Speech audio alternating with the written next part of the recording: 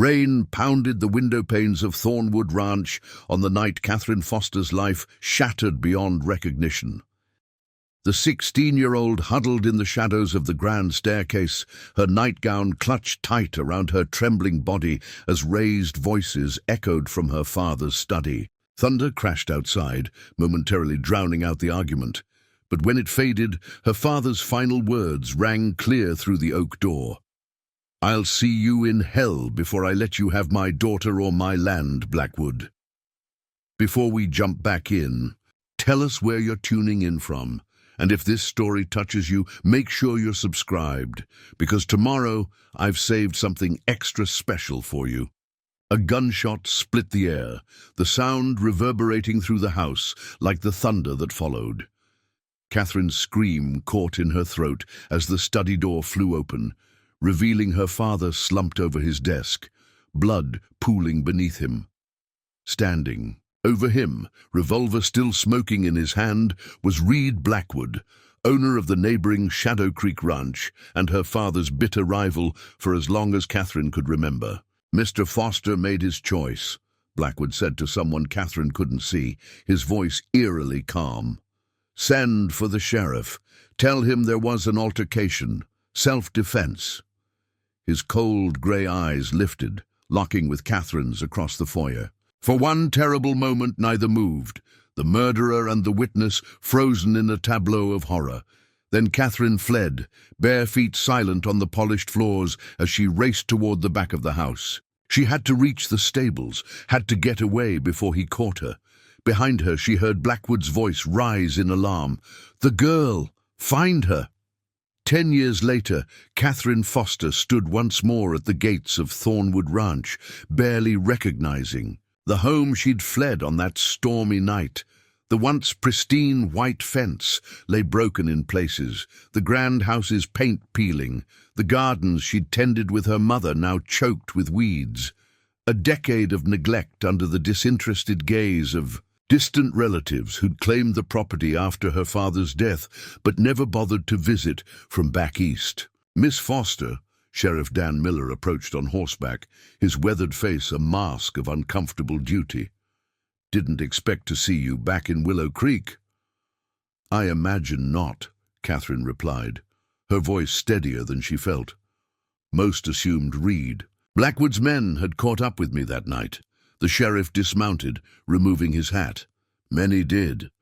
Your escape became something of a legend around these parts. The young girl who vanished into the storm, outsmarting the most powerful man in the territory." He hesitated. "Blackwood searched for years." "I know." Catherine's hand moved instinctively to the small silver locket hidden beneath her high-necked traveling dress, the only possession she'd managed to grab before fleeing. Inside lay a scrap of paper bearing a name and location. Information her father had pressed into her palm just hours before his murder, as if he'd sensed the danger approaching. "I've been watching from a distance." Sheriff Miller shifted uncomfortably. "Then you know the situation. Your father's debts, the bank's claim, and Blackwood's offer," Catherine finished.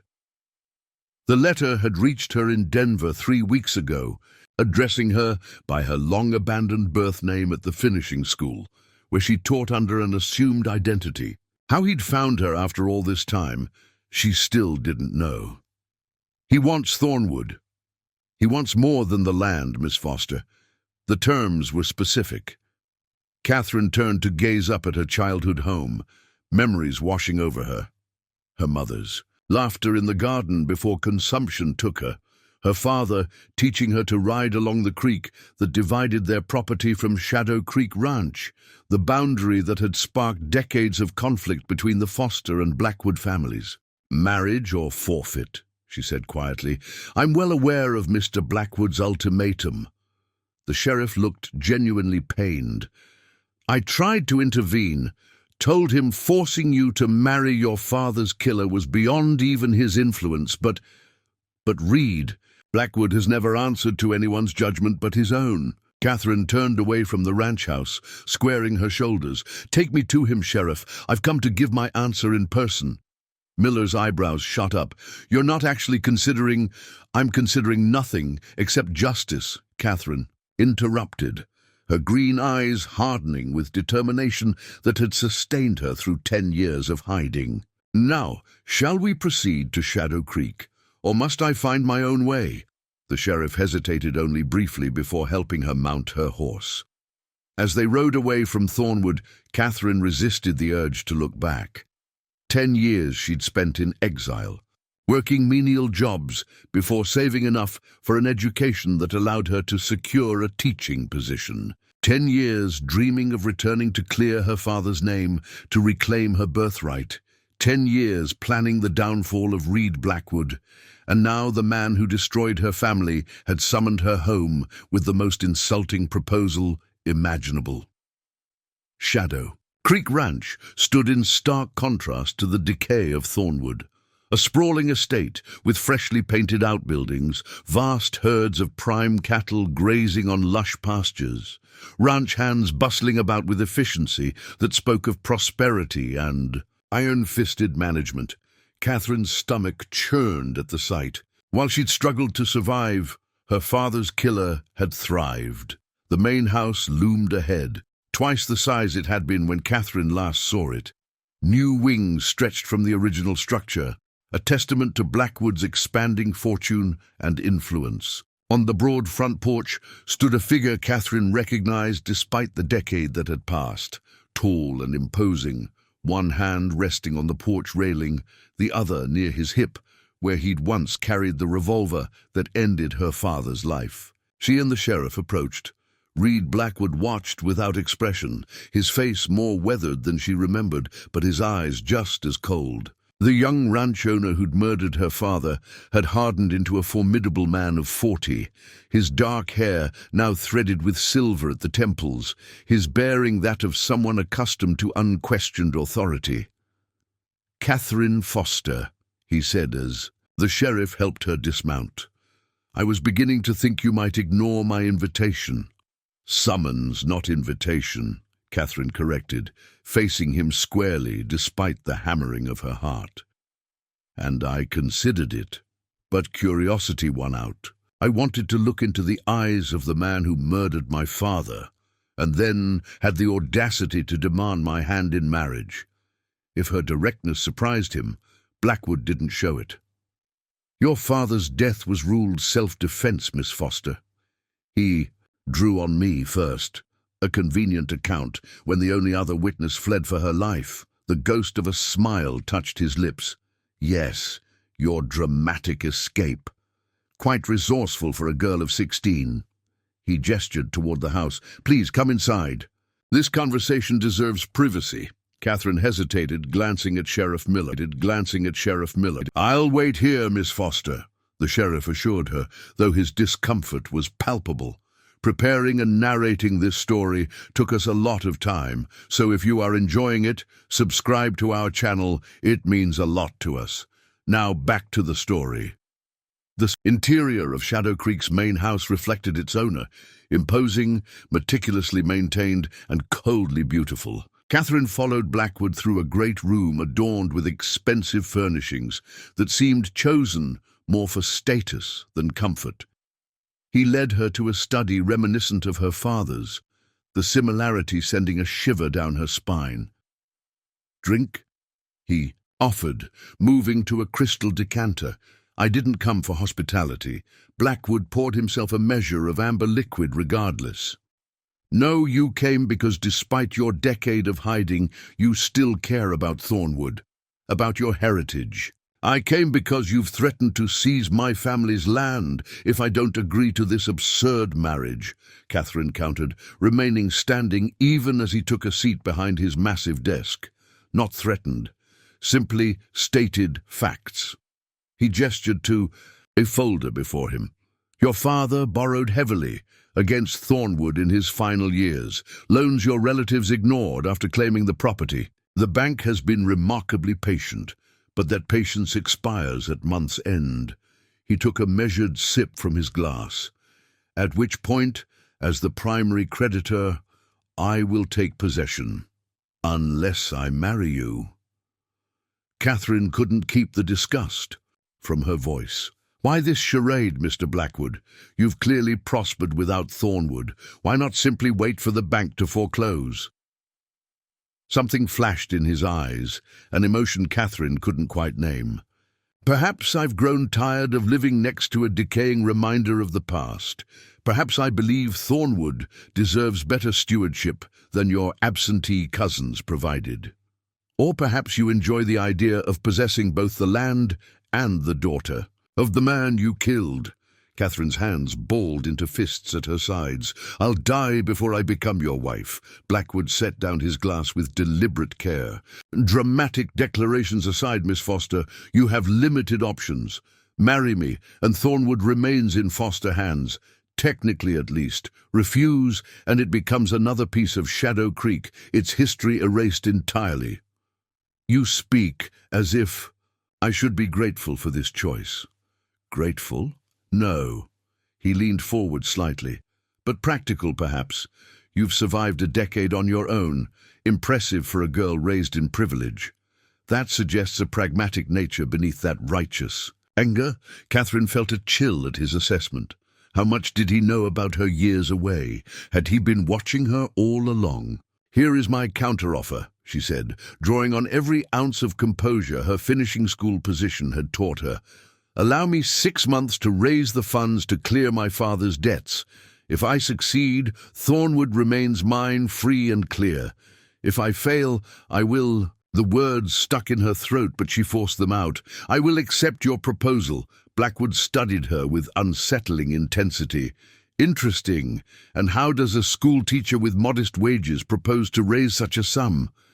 The knowledge that he knew her occupation shouldn't have surprised her, yet it did.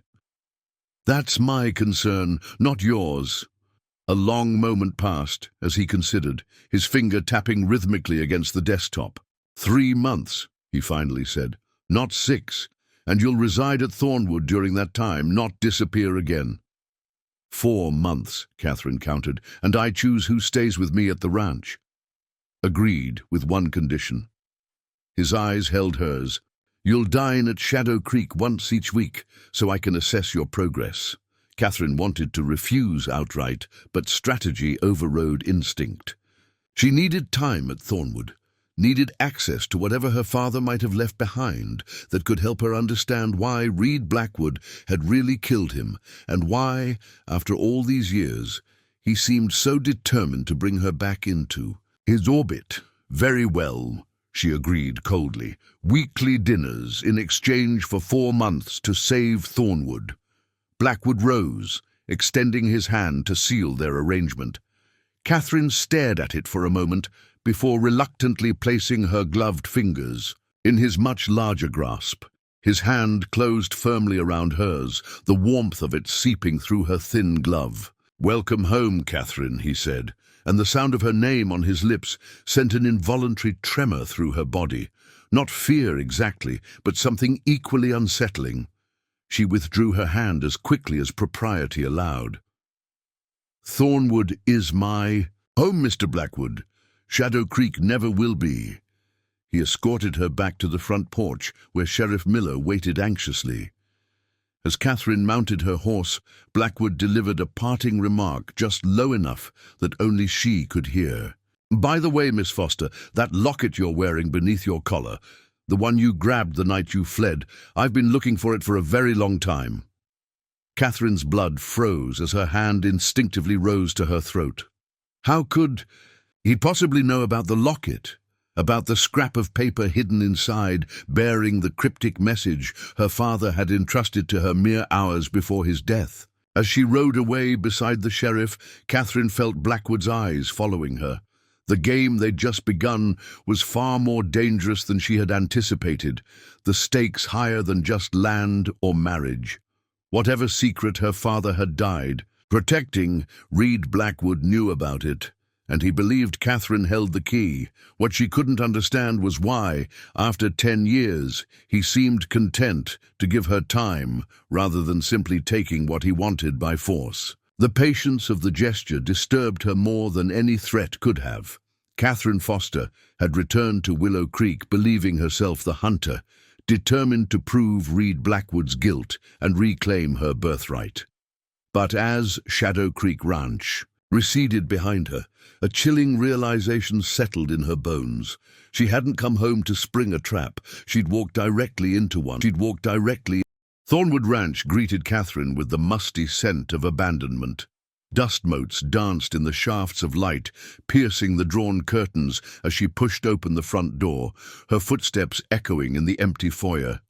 Sheriff Miller hesitated, on the porch, hat in hand. "Before we jump back in, tell us where you're tuning in from, and if this story touches you, make sure you're subscribed, because tomorrow I've saved something extra special for you." "You sure you'll be all right out here alone, Miss Foster?" The concern in his voice seemed genuine. "Place has been empty a long while. Might not be comfortable." Catherine ran her fingers along the banister where she'd gripped it as a girl, watching her father die. A fine layer of dust coated her glove. "I've slept in worse places these past 10 years, Sheriff." He nodded, shifting his weight uncomfortably. "Blackwood's given you 4 months, but folks around here know he ain't a patient man. Whatever you're planning is my business," she finished for him, then softened her tone. "But I appreciate your concern." After the sheriff departed, Catherine locked the door and leaned against it, allowing herself a moment of weakness now that no eyes watched her. Her legs trembled, threatening to buckle. The brave face she'd maintained since receiving Blackwood's letter slipped away, leaving behind the raw truth. She was terrified. Not just of Blackwood, though the memory of his cold eyes still haunted her dreams. She feared failure. 4 months to save a legacy she barely remembered, armed with only determination and a cryptic message hidden in her mother's locket. The thought of the locket jolted her back to purpose. Catherine moved through the house with newfound urgency, cataloguing the decay. Water stains bloomed across the dining room ceiling. Mice had chewed through upholstery in the parlor. The kitchen's cast-iron stove had rusted, and the pantry stood empty, save for a few jars of preserves, so ancient their contents had turned black. She climbed the grand staircase, trailing her hand along the oak banister her father had installed when she was 7. The second floor held fewer signs of deterioration. Her Eastern relatives had taken the valuable furnishings, but left the rooms largely untouched. Her childhood bedroom remained frozen in time, the quilt her mother had made still draped across. The bed now grey with dust, but it was her father's study that drew her like a lodestone. The door stood ajar, as if waiting for her. Catherine hesitated on the threshold, her pulse quickening. 10 years had passed, yet she half expected to find her father's blood still staining the floorboards. Instead, the study appeared surprisingly intact. The massive oak desk dominated the room, her father's leather chair still positioned behind it. Bookshelves lined the walls, though many volumes were missing, likely claimed by her cousins. The liquor cabinet stood empty, its glass doors hanging. Askew, Catherine approached the desk, running her fingertips across its scarred surface. This was where her father had died, where Blackwood had stood over him with that smoking revolver. She closed her eyes, remembering the thunder that night, the raised voices, the gunshot that had changed everything. "I'll see you in hell before I let you have my daughter or my land, Blackwood." Her father's final words echoed in her memory. Not just about the land, but about her. Why had her father believed Blackwood wanted her? She'd been only 16, a girl on the cusp of womanhood with no particular beauty or fortune to recommend her. Yet her father's words suggested Blackwood had demanded both Catherine and Thornwood that night, and now, a decade later, he was demanding the same thing. Catherine pulled the silver locket from beneath her collar, opening it with practiced fingers. The tiny scrap of paper within had grown fragile with age, its creases threatening to tear. The message, written in her father's hurried scrawl, remained as cryptic as the night he'd pressed it into her palm. "North Star marks the truth. Trust only McAllister." She'd spent years trying to decipher its meaning. The North Star was clear. Enough! A guide, a direction. But what truth did it mark? And who was McAllister? No one by that name had worked at Thornwood during her childhood, nor had her father mentioned any associates bearing the name. A floorboard creaked somewhere in the house. Catherine froze, her senses suddenly alert. That hadn't been the natural settling of an old building. Someone was inside. She tucked the locket away and moved silently to her father's desk, easing open the bottom drawer where he'd kept a small derringer for protection.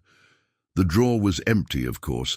Anything of value had long since been taken. Casting about for a weapon, she seized a heavy brass paperweight shaped like a rearing horse. Another creak, closer now, from the kitchen. Catherine positioned herself behind the study door, heart hammering against her ribs. Footsteps approached, unhurried and unashamed, as if the intruder had every right to be there. A tall shadow fell across the study floor. Catherine held her breath, muscles coiled tight. "Miss Foster," a deep voice called. "Sheriff Miller asked me to check on you. Name's Thomas Cooper." Catherine remained hidden, suspicious. "The sheriff just left. He wouldn't send someone so soon." A chuckle. "Ma'am, the sheriff didn't trust you'd stay put once he rode out. Asked me to make sure you weren't planning to bolt again." Catherine stepped from behind the door, still clutching the paperweight. The man standing in the doorway was mountain-tall, broad-shouldered, with a sun-weathered face that suggested decades spent outdoors. His clothes were trail-worn but clean, and the revolver at his hip had the well-maintained look of a tool, rather than a threat. "Who are you really?" she demanded. "Told you true. Thomas Cooper." He touched the brim of his hat respectfully. "Worked your father's cattle before he died. Was out on the North Range that night." A shadow crossed his features.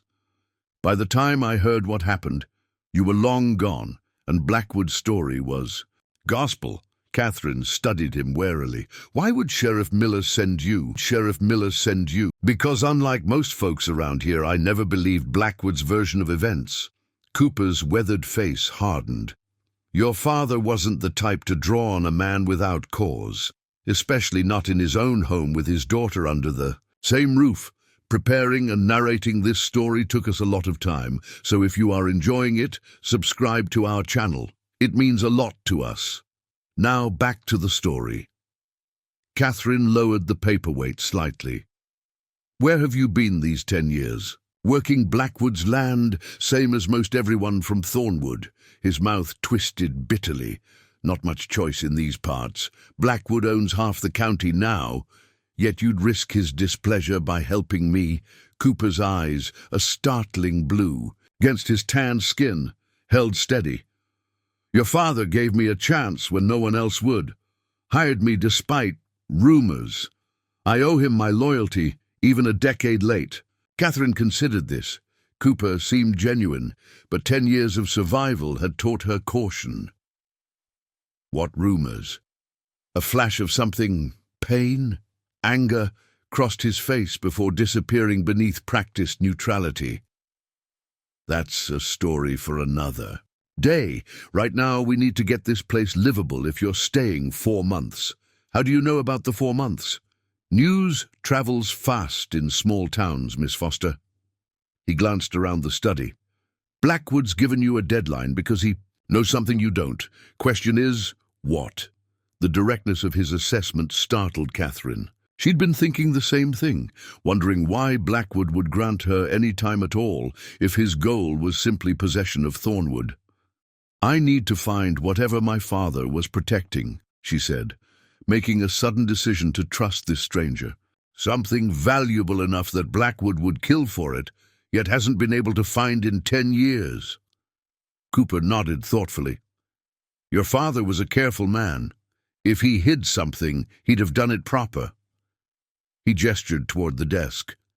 "You check his papers yet?" "There are none. My cousins would have taken anything valuable. Maybe what they could see," Cooper agreed. "But your father had hiding places all over this ranch, places only someone who knew him well would think to look." Catherine felt a flicker of hope. "Can you show me?" "Some. Others only you might know." He gestured toward the door. But first we need supplies, food, cleaning materials, ammunition. I've got a wagon outside. Ammunition? Catherine raised an eyebrow. Cooper's expression turned grim.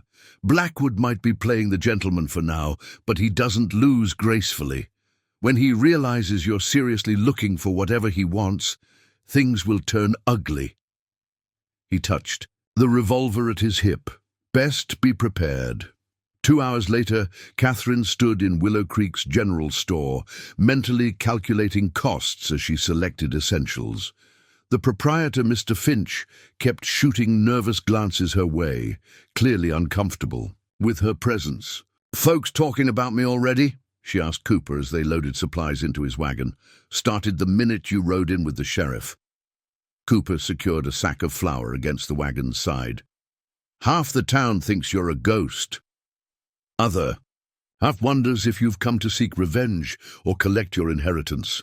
No one quite believes you'd agree to marry Blackwood." "I haven't agreed to anything except a deadline," Catherine corrected sharply.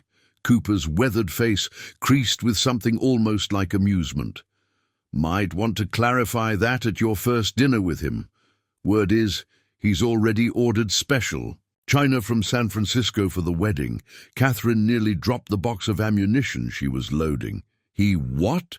"Blackwood doesn't make offers expecting rejection, Miss Foster. In his mind, you're already his fiancée. The 4 months is just formality." A chill ran through her despite the warm spring air.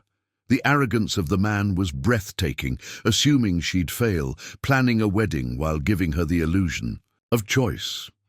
"He'll be disappointed then," she said coldly. "I have no intention of becoming Mrs. Blackwood." Cooper studied her with those piercing blue eyes. "Then you'd best find whatever your father hid, and quick." He glanced down the street where a man on horseback had paused, watching them with undisguised interest. "We're being observed." Catherine followed his gaze. The rider touched his hat in mocking salute before turning his horse and cantering away. "One of Blackwood's men?" she asked. "His foreman Jackson. Nasty piece of work." Cooper finished securing their supplies. "Blackwood will know everything we purchased within the hour." "Let him." Catherine climbed onto the wagon seat. "If he's so interested in my preparations, we'll give him something to think about." They made one final stop at the gunsmith's shop, where Catherine purchased a small revolver that fit her hand comfortably. The owner looked scandalized at selling a weapon to a woman, but completed the transaction without comment when Cooper placed a warning hand on the counter. The sun was setting by the time they returned to Thornwood, casting long shadows across the neglected property. Catherine felt a strange mixture of determination and despair as she surveyed what had once been her home. 4 months seemed simultaneously an eternity and not nearly enough time. "We'll start fresh tomorrow," Cooper said, carrying supplies into the kitchen. "Get this place in order, then focus on finding whatever your father left behind." Catherine nodded, suddenly bone-tired. The weight of the day, confronting Blackwood, returning to Thornwood, the overwhelming task before her, crashed down at once. She swayed slightly on her feet. Cooper noticed immediately. "You need rest. Your bedroom's dusty, but the bed frame's solid. I brought clean blankets." "Where will you stay?" she asked, realizing she hadn't considered lodging for her unexpected ally. "Foreman's cabin out back is still standing. Drafty, but I've slept worse places." He paused, seeming to choose his words carefully. "Miss Foster, whatever your father hid, Blackwood's had 10 years to search for it. The fact that he hasn't found it yet is promising, but also tells us something." "What's that?" "It suggests your father hid it somewhere only you would know to look." Cooper's gaze was steady, serious. "Think about your childhood here. Special places, private moments with your father, rituals or games that might have seemed insignificant then but could hold meaning now." Catherine nodded, understanding dawning. "Like the locket." She pulled it from beneath her collar, showing him the tiny paper within. "He gave me this the day he died, made me promise to keep it safe." Cooper studied the cryptic message without touching it. North Star marks the truth. Trust only McAllister. His brow furrowed. Mean anything to you? Nothing. I've never known anyone named McAllister. A peculiar expression crossed Cooper's face, too quickly for Catherine to interpret. Get some rest, Miss Foster. Tomorrow we start unraveling this mystery proper. Later, in her childhood bedroom lit by a single oil lamp, Catherine stood at the window, gazing toward Shadow Creek Ranch. In the distance, lights burned in what must be Blackwood's mansion, a constant reminder of his presence just beyond her borders. She touched the locket at her throat, remembering her father's urgency the day he'd given it to her. "If anything happens to me, Kathy," he'd said, using the pet name he'd abandoned as she grew older, "this will lead you to the truth. But trust no one until you're certain they deserve it."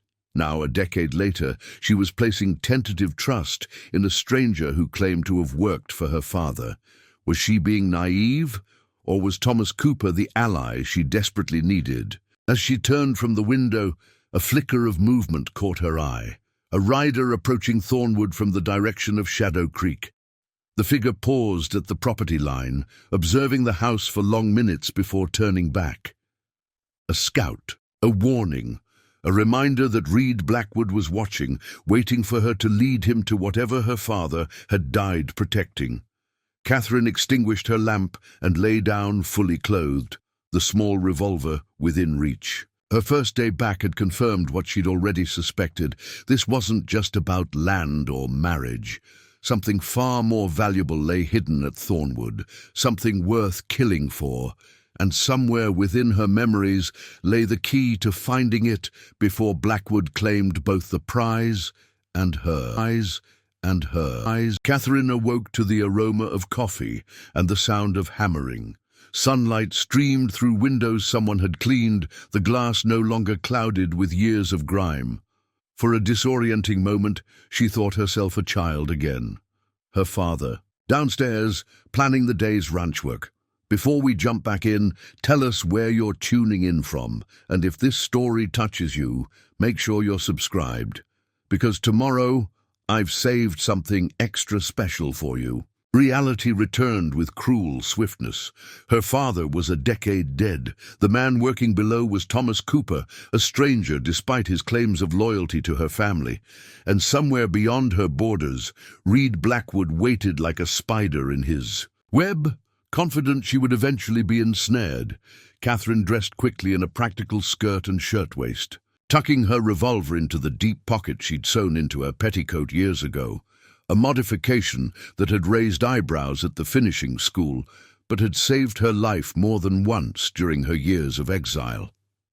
The kitchen had undergone a transformation. Overnight, Cooper had scrubbed the cast-iron stove until it gleamed, swept away years of dust, and repaired a broken chair. A fire crackled in the hearth, and fresh coffee bubbled in a battered pot. "You've been busy," Catherine observed, pouring herself a cup. Cooper looked up from the table leg he was mending. "Figured we'd need a proper base of operations." He nodded toward a plate of biscuits. "Not much of a cook, but they're edible." Catherine bit into one, finding it surprisingly palatable. "Where did you learn carpentry?"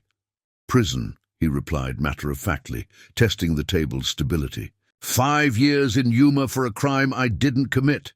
You learn trades inside, or you don't survive." His blunt admission startled her. "Is that the rumor you mentioned? Why my father took a chance on hiring you?" Cooper nodded, his expression unreadable. "Most ranchers won't hire a man with prison in his past. Your father judged me on my skills, not my history." He set his tools aside. "That bother you?" Catherine considered this. The sensible answer would be yes. She barely knew this man, was trusting him based solely on his word. Yet something in his direct gaze, the efficient way he worked, the respect with which he spoke of her father, inclined her to believe him. "No," she decided, "but I'd like to know what you were falsely imprisoned for." Cooper's eyes held hers for A long moment. "Murder," he said finally. "Man was shot outside a saloon in Tucson. I was unconscious, drunk inside at the time, but the victim had cheated me at cards the night before, made for a tidy case." His mouth twisted. "Court appointed." Lawyer slept through most of the trial. Catherine absorbed this, weighing his words against her instincts. "And my father knew this when he hired you?" "Knew it all. Wrote to the prison after hearing about my case from a cattle buyer who believed I was innocent. Offered me a job when I got out. Said everyone deserved a second chance at building a decent life." Cooper's weathered features softened with memory. "Your father was a good man, Miss Foster. One of the few genuinely good men I've known." The sincerity in his voice settled Catherine's doubts. Whatever Cooper's past, his respect for her father seemed genuine. "Call me Catherine," she said, making a decision. "If we're going to work together. To solve my father's murder, Miss Foster seems unnecessarily formal." A hint of a smile touched Cooper's lips. "Catherine, then. And I'm Thomas to friends, though most call me Coop." They spent the morning cataloguing Thornwood's condition. The house needed substantial repairs: a leaking roof over the west wing, rotted floorboards on the back porch, a chimney that smoked badly. The barn stood in better shape, though empty of livestock save for a few chickens gone half wild. Place could be brought back, Cooper assessed as they walked the property line. "Good water, fertile soil. Your father kept it well before he died." "I'd need capital," Catherine said practically, "and 4 months isn't time enough to establish a working ranch, even if I had the money to stock it. Which brings us back to whatever your father hid." Cooper's gaze swept the rolling landscape, something valuable enough that Blackwood's still hunting for it a decade later. Catherine pulled out her locket, studying the cryptic message once more. "North Star marks the truth. Trust only McAllister." She frowned in concentration. "The North Star is Polaris. It marks true north." "Could be literal. Something buried or hidden to the north of some landmark," Cooper suggested. "Or figurative, a guide to follow, a direction to take. And McAllister," Catherine shook her head in frustration, "still means nothing to me. My father never mentioned anyone by that name." "Could be someone he knew would contact you eventually. Or a place, maybe." Catherine stared at the distant hills, trying to reconcile the Thornwood of her childhood with the neglected property before her. "North," she murmured. "The north pasture was my father's favorite. He used to take me riding. There, said it had the best view of the stars." "Worth investigating," Cooper agreed. "But first we should check his study more thoroughly. Your father was an educated man, might have left clues in his books or papers. Preparing and narrating this story took us a lot of time, so if you are enjoying it, subscribe to our channel. It means a lot to us." Now back to the story. They returned to the house, where Catherine led Cooper to her father's study. In daylight, the room felt less oppressive, more a silent repository of memories than a scene of violence. Most of the valuable books are gone, Catherine noted, scanning the depleted shelves. "My cousins would have taken anything that looked important or valuable." "Maybe," Cooper mused, running his fingers along the oak paneling beside the bookshelves. "Or maybe they only took what looked obvious. Your father was cleverer than most."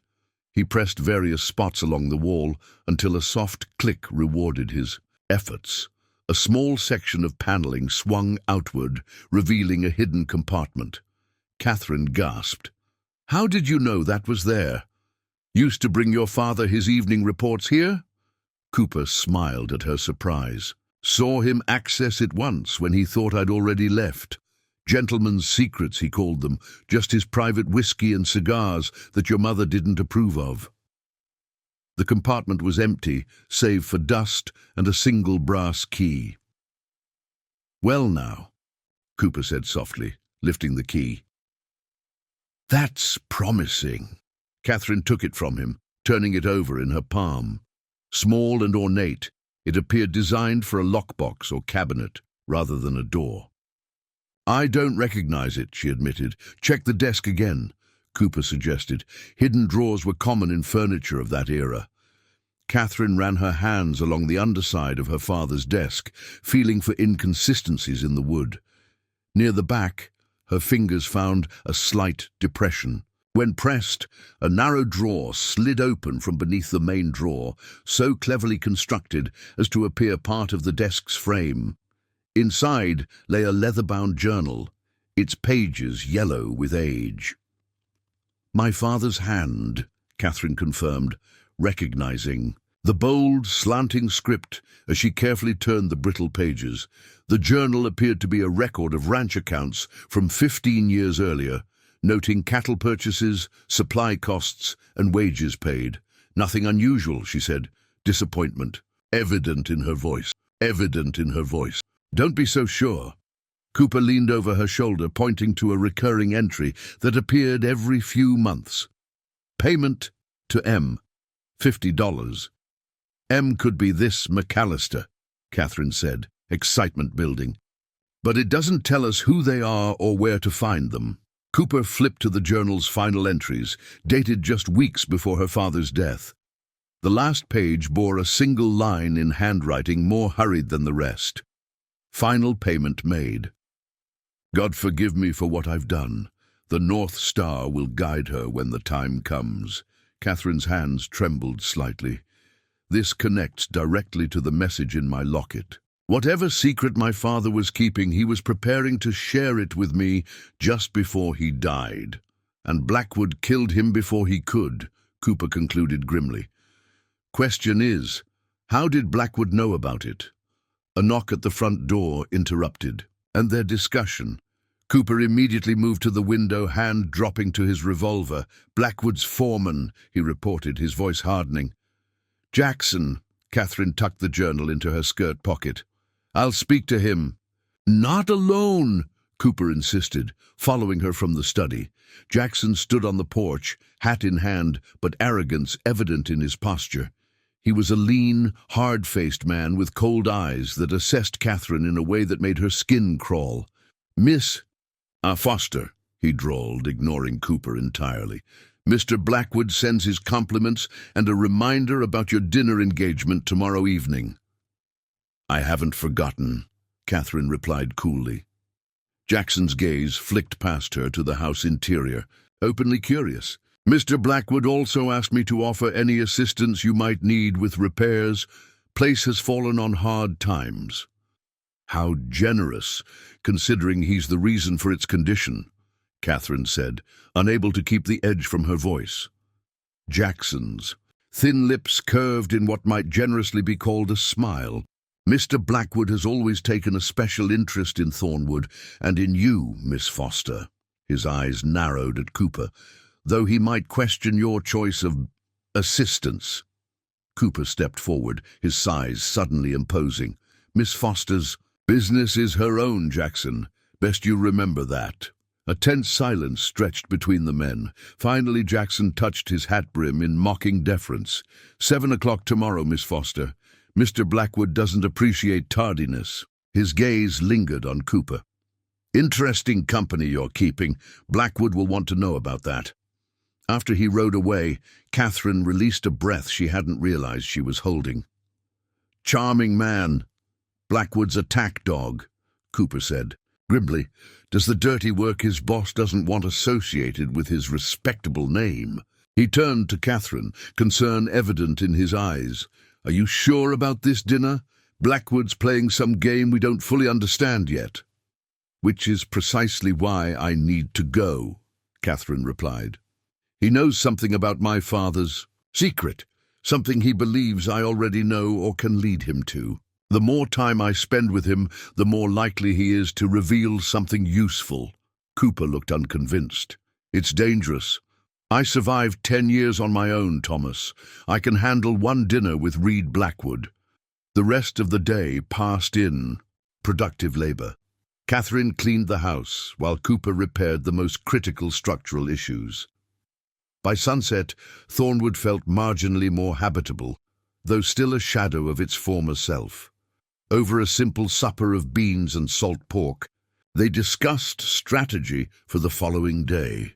"I'll explore the north pasture while you're at dinner with Blackwood," Cooper said, unfolding a faded map of the property he'd found in the barn. "If there's anything unusual, any landmark that might connect to your father's message, I'll find it." "Be careful," Catherine cautioned. "Blackwood's men patrol the property lines regularly. I know their schedules." At her questioning look, he elaborated, "Been watching the place for 3 days since I heard you were returning. Old habits from my scouting days during the war." Catherine studied him with renewed interest. "You were a scout?" "Union cavalry. Spent 2 years behind enemy lines gathering intelligence." He traced the property boundary on the map, learned to move unseen, read sign others would miss. "Useful skills for our current situation," Catherine observed. Cooper nodded, his expression turning serious. "Catherine, there's something you should know before you dine with Blackwood tomorrow. Something that might help you understand what we're dealing with." She set down her fork, giving him her full attention. "After your father died and you disappeared, Blackwood spent a fortune searching for you. Hired Pinkerton detectives, posted rewards. Most assumed it was because you were the only witness to what really happened that night, but I always wondered if there was more to it." "The secret my father was protecting," Catherine said. "Blackwood thought I knew it." "Exactly. And there's something else." Cooper hesitated. 2 years after your father's death, Blackwood had every inch of Thornwood torn apart, floorboards ripped up, walls knocked open, even had men digging up sections of the pastures. Claimed he was looking for structural issues before selling the property. But he never sold it, Catherine noted, because he never found what he was looking for. Cooper's blue eyes held hers steadily. "Catherine, whatever your father hid, it's valuable enough that Blackwood's obsession hasn't dimmed in 10 years. That makes him desperate, and desperate men are dangerous." Catherine touched the locket at her throat. "All the more reason to solve this puzzle quickly." That night, as moonlight spilled through her bedroom window, Catherine reread her father's journal. Beyond the cryptic final entry and the mysterious payments to M, nothing seemed unusual in its pages, yet something nagged at her, a sense that she was missing something obvious. Setting the journal aside, she moved to the window, gazing toward the north pasture, where she and her father had spent so many evenings stargazing. He'd taught her to find Polaris, explaining how it had guided travelers for centuries because it remained fixed while other stars appeared to move around it. "It's constant, Kathy," he'd said. "When everything else changes, the North Star remains." True. A memory stirred. Her 10th birthday, her father leading her on horseback to their favorite spot in the north pasture. He'd given her a small brass telescope, shown her how to find Polaris, then pointed to a distinctive rock formation on their property. "See how it lines up with the North Star," he'd said. "If you're ever lost on Thornwood, find that alignment, and it will lead you home." Catherine straightened, heart racing. The rock formation, the alignment with Polaris. Could that be what her father's cryptic message referenced? She dressed quickly, intending to wake Cooper and share her realization. But as she passed her window, movement near the property line caught her eye. Riders, moving silently without lanterns, approaching Thornwood from the direction of Shadow Creek. Catherine froze, counting. 1, 2, 3 figures on horseback, splitting up to surround the house. Not a social call, not at this hour. Blackwood had decided not to wait for dinner to continue his search for the secret of Thornwood Ranch. Catherine's heartbeat thundered in her ears as she slipped from her bedroom window onto the sloping roof of the back porch. 10 years ago, she'd escaped Thornwood this same way, a terrified girl fleeing into darkness. Now she moved with quiet purpose, the weight of her father's journal pressing against her ribs where she'd tucked it into her corset. "Before we jump back in, tell us where you're tuning in from, and if this story touches you, make sure you're subscribed, because tomorrow I've saved something extra special for you. Staying low, she edged along the roof until she reached the gnarled oak whose branches had been her childhood ladder. The familiar handholds welcomed her, bark rough against her palms as she descended. From the ground she could see riders dismounting at the front of the house, moving with the practiced stealth of men accustomed to midnight raids. A hand closed over her mouth from behind. Catherine reached for her hidden revolver, but stopped when Cooper's voice whispered against her ear, "Easy, it's me." He released her, gesturing toward the barn. They crept through shadows, the moonlight casting deceptive patterns across the overgrown yard. Inside the barn, Cooper had already saddled 2 horses. "Saw them crossing the creek," he explained, his voice barely audible. "Jackson and 2 others, armed." "Why tonight?" Catherine whispered, accepting the reins he offered. "Why not wait for me to reveal something at dinner tomorrow? Blackwood's playing both sides, the gentleman's suitor and the ruthless searcher." Cooper checked his rifle before sliding it into its saddle holster. "Where are we headed?" "North pasture," Catherine decided. "I remember something, a rock formation my father showed me as a child. It aligns with Polaris." She touched the locket at her throat. "North Star marks the truth. It wasn't just a saying, it's a literal direction." Understanding dawned in Cooper's eyes. "Lead the way." They rode in silence, taking a stream bed that offered cover from the house, where lantern light now flickered from room to room. Jackson and his men searching. The night air carried the scent of sage and dry earth, the mountains looming black against the star-filled sky. Catherine oriented herself by remembered landmarks, amazed at how the landscape of her childhood had imprinted itself on her memory despite the decade away. The north pasture lay beyond a gentle rise, a natural amphitheater, surrounded by sheltering hills. Catherine scanned the horizon until she spotted it, the distinctive rock formation her father had called the Sentinel, 3 stones balanced atop one another like a rough sculpture. "There," she pointed. "That's what I remembered." They approached, cautiously, dismounting some distance away and ground-tying their horses. The formation stood approximately 15 feet tall, its silhouette stark against the night sky. "Now what?" Cooper asked, his voice low. Catherine studied the stars, finding Polaris with practiced ease. "My father taught me that the Sentinel aligns perfectly with the North Star when viewed from a specific spot." She moved around the formation, seeking the alignment her father had shown her years ago. "Here," she said finally, positioning herself so that the top stone of the formation seemed to point directly at Polaris. "This is where he would bring me stargazing." Cooper joined her, following her gaze upward. "Clever. A natural marker that only works if you know exactly where to stand. And know which star to find," Catherine added. She looked down, studying the ground beneath her feet. Nothing seemed unusual, just packed earth and scattered tufts of buffalo grass. "What now?" she murmured, disappointment threatening.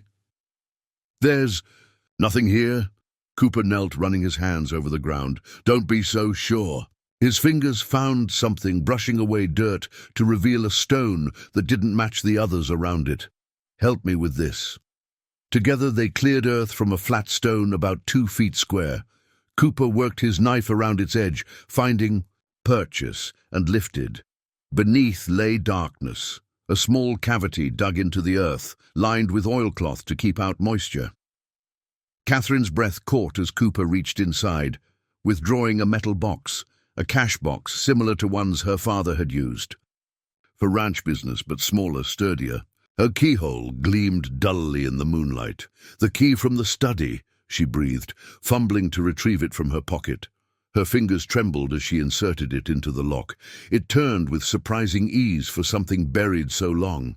Inside lay several items, a folded document, a small leather pouch, and a letter addressed simply to Catherine. "Your father planned for you to find this," Cooper observed, keeping watch as she examined the contents. Catherine opened the letter first, her heart constricting at the sight of her father's handwriting.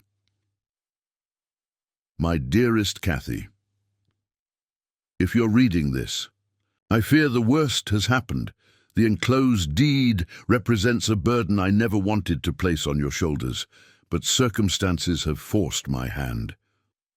When your mother was dying, I made a desperate choice. The doctor in Denver had a treatment that might save her, but it cost more than we could afford. I borrowed money from Reed Blackwood, offering as collateral the secret these papers reveal. Blackwood doesn't know the full truth, only that Thornwood holds something valuable. I've kept the deed hidden all these years, making payments to Marcus McAllister, who acted as intermediary, but Blackwood grows impatient, and I fear he'll stop at nothing to claim what he believes is rightfully his. The final payment was made last week. We're free of the debt, but Blackwood won't accept that. Find McAllister at his law office in Denver. He has copies of all documents proving our ownership and the debt's resolution. I love you, my North Star. Whatever happens, remember that. Some treasures are worth more than gold.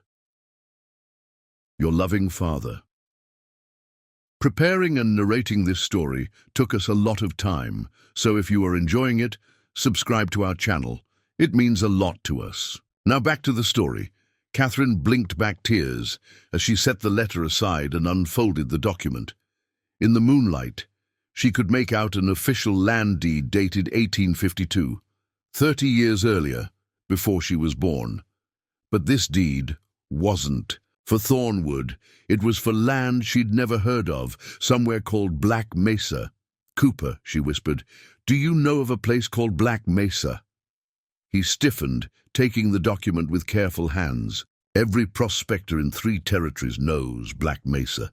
It's where the first major silver strike was found before the vein mysteriously played out. He studied the deed, his expression sharpening. "Your father owned this?" "Apparently." Catherine opened the leather pouch, finding inside a small, rough-hewn rock that gleamed even in the dim light, an ore sample laced with silver. Cooper let out a low whistle. "If this is what I think it is, that deed's worth a fortune." The original strike at Black Mesa was just the surface of a much larger deposit. Miners gave up too quickly after the initial vein narrowed. "And my father knew this?" "Must have." Cooper handed the deed back reverently. "The question is how Blackwood found out." The pieces suddenly aligned in Catherine's mind. "My father needed money for my mother's treatment. He borrowed from Blackwood, using this secret as collateral, not Thornwood itself, but knowledge of a silver deposit that would make its owner wealthy beyond imagining. And once your mother died anyway, he had no reason to develop the mine," Cooper concluded, "but Blackwood would have realized what he was sitting on. So he came that night to claim either the deed or me," Catherine said, bile rising in her throat. "My father refused both." A twig snapped in the darkness. Cooper reacted instantly, dousing their small lantern and drawing his revolver in one fluid motion. Catherine gathered the box's contents, securing them inside her clothing before retrieving her own weapon. "Someone's coming," Cooper breathed against her ear. "Multiple riders." They crouched behind the sentinel, watching as 3 horsemen approached from the direction of Thornwood, Jackson and his men, riding with purpose directly toward them. "How did they know where to find us?" Catherine whispered. "Someone's been watching the house," Cooper replied grimly. "Probably saw us leave." "We need to reach Denver," Catherine decided. "Find this McAllister. First, we need to survive the night," Cooper cut in, practical to the core. "There's a hunting cabin about 5 miles west in the foothills. We can hole up until morning, then make for the territorial road. But escape wouldn't come so easily." As they edged toward their horses, a voice rang out in the darkness. "That's far enough, Miss Foster." Reed Blackwood himself emerged from shadow, revolver drawn, his silver-streaked hair catching moonlight. Unlike Jackson and his men, approaching from the other direction, Blackwood had come alone from the west, as if he'd known exactly where they were headed. "Mr. Blackwood," Catherine replied, striving for composure despite the hammer of her heart. Isn't it rather late for a social call? His smile was cold as winter. I thought we might accelerate our timeline. I see you've found what your father so carefully hid. His gaze flicked to the empty hole beside the sentinel. The deed to Black Mesa, I presume. I've been searching for it for a very long time. The debt was paid, Catherine said, anger overcoming caution. You have no claim to it. The final payment was made, Blackwood acknowledged. But your father neglected to retrieve the contract we signed.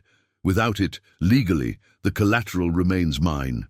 That's why you killed him, Catherine accused, pieces falling into terrible place. He told you the debt was settled, that you had no claim to Black Mesa anymore. That's what you argued about that night. Blackwood's expression darkened. Your father drew on me first, as I've always maintained. The fact that our discussion became heated doesn't change that. Liar, Catherine spat. My father wasn't wearing his gun that night. I saw everything from the stairs. Uncertainty flickered in Blackwood's eyes, the first crack in his confident facade. Impossible. You were in your room. No one saw. I saw, Catherine insisted, righteous fury giving her courage. I watched you murder my father in cold blood, then spent 10 years hiding because I knew you'd kill me too if you found me. From behind them came the sound of approaching horses. Jackson and his men, closing in. Cooper shifted, positioning himself to watch both threats. It doesn't matter what you saw, Blackwood said, his voice hardening. What matters is what you found. The deed to Black Mesa belongs to me.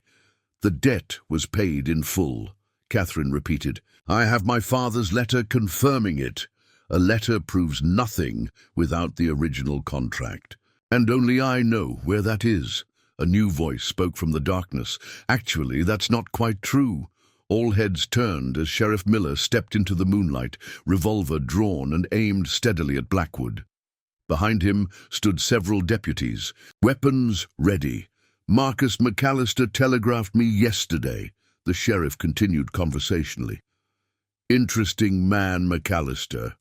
Conscience finally got the better of him after 10 years. Told me the whole story, how he witnessed you and Foster signing that loan agreement, how Foster made the final payment just before he died. His gaze hardened.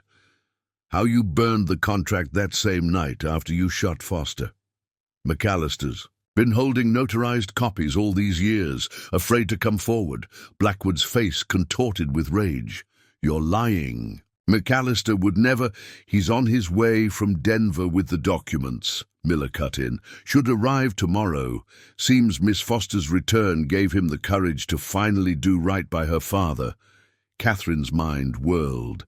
McAllister, her father's mysterious ally, had been watching from afar all this time, perhaps even tracking her movements as Blackwood had.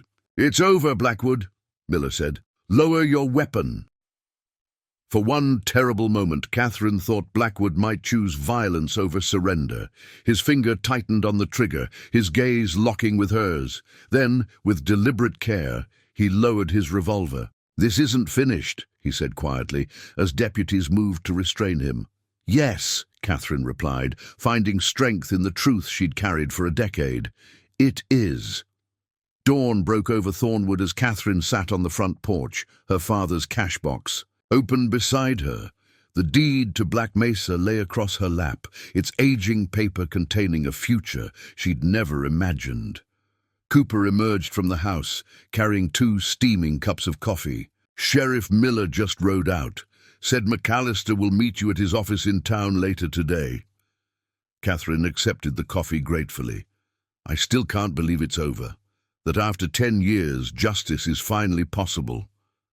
What will you do? Cooper asked, settling beside her. With Blackwood facing murder charges and the deed to Black Mesa in your possession, you're potentially one of the wealthiest women in the territory. She gazed out over Thornwood's neglected fields, seeing not what they were, but what they could become again. First, I'm going to restore my father's ranch, hire good people, make it productive again. And Black Mesa? Catherine smiled, running. her fingers over the deed. I think a partnership with someone who understands mining would be wise. Someone I can trust. She glanced at him. Someone my father trusted. Cooper's weathered face registered surprise, then careful consideration. I've worked silver claims before, know enough to hire the right engineers, set up proper operations. He studied her with those penetrating blue eyes. But why me? You hardly know me. I know you helped me when no one else would. I know my father gave you a second chance when your life seemed ruined. She held his gaze steadily. And I know what it's like to start over from nothing. Sometimes all you need is someone who believes in you. A comfortable silence settled between them as the sun climbed higher, painting Thornwood in golden morning light. In the distance, the mountains that sheltered Black Mesa rose against the sky, no longer a burden of secrets, but a promise of new beginnings. My father called me his North Star, Catherine said softly. I never fully understood why, until now. He wasn't just being affectionate. He was telling me who I needed to be. Constant, reliable, a guide through darkness. She touched the locket at her throat. I ran for 10 years because I thought that's what he would have wanted. But he was preparing me to stand my ground all along. Cooper nodded, understanding in his eyes. Some battles can only be won by returning to where they began. Later that day, as Catherine rode into Willow Creek to meet Marcus McAllister, the final piece of her father's puzzle, she passed the jailhouse where Reed Blackwood awaited transport to Denver for trial. Their eyes met briefly through the barred window, his still cold with defeat and fury. Catherine didn't flinch from his gaze. The frightened girl who had fled into the night was gone, replaced by a woman who had found her way back to truth, to justice, and finally to home. The North Star had guided her, just as her father promised it would. Up next, you've got 2 more. Standout stories right on your screen. If this one hit the mark, you won't want to pass these up. Just click and check them out. And don't forget to subscribe and turn on the notification bell so you don't miss any upload from us.